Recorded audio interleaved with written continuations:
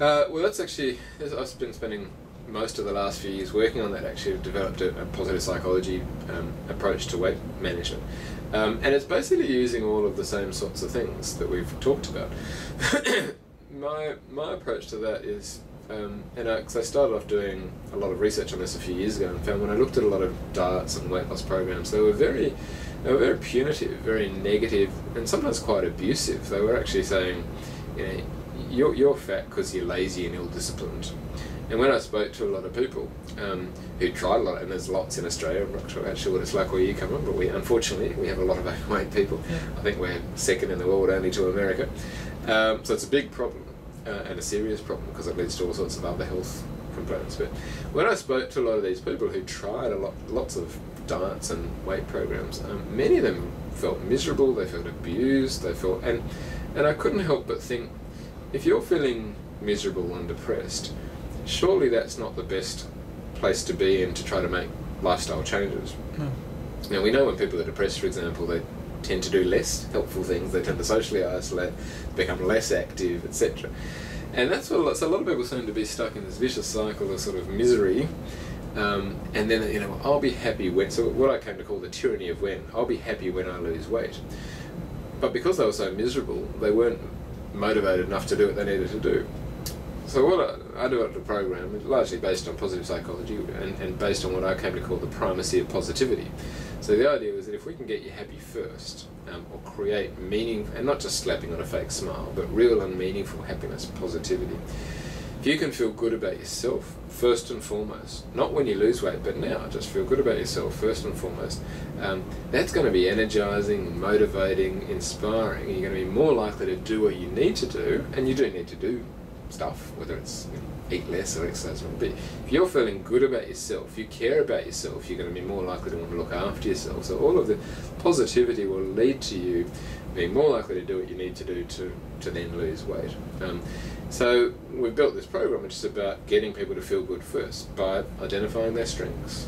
And again, because a lot of those people only ever think about their weaknesses. Yeah. I'm weak, I'm ill-disciplined, I failed at everything. And we say, well, okay, but you've got creativity and you love learning and you whatever. And so, okay, and then how can we identify those and feel good about those and treasure those, and then how can we use them? It's about, again, about building hope and optimism. Many of them have failed multiple times, so it's not surprising they feel hopeless.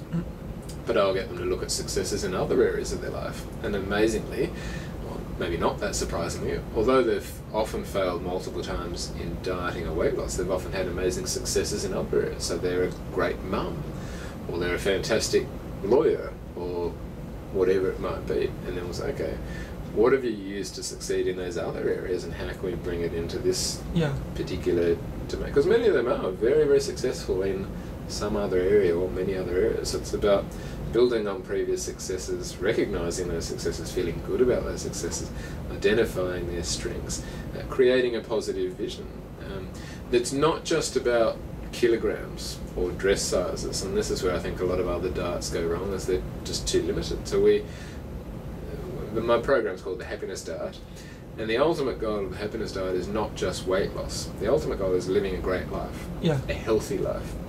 So we also get them to redefine their outcome. Healthiness is not just about being skinny for some people.